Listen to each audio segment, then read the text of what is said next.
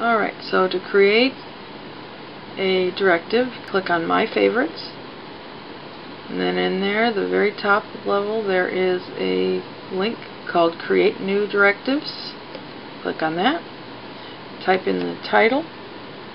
Let's say we're going to create self-portrait. And then leave it at private. Then you choose the art therapy skill level, so if it's something that's very easy for an art therapist to administer, you'd put it at novice. Moderate is sort of middle of the road, and then expert would be for someone who's not only trained but also has experience with this work. Emotional depth level, low, medium, or high, depending on the emotions that are evoked by the project itself. And here we put in a description, and you can say create a portrait of yourself based on your current feelings, something like that. Then you put in a credential, and if it's for your private use, you can just say me or whatever you want to say here.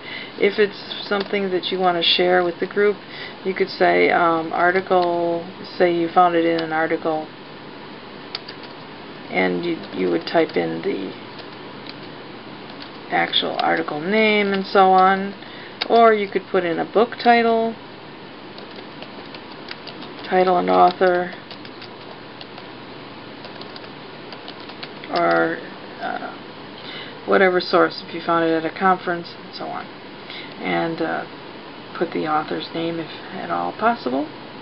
Then here we have categories that you can place your directive under. These are used for searching and for categorizing and browsing. So the theme, it might fit under self-care and self-esteem, self-reflection.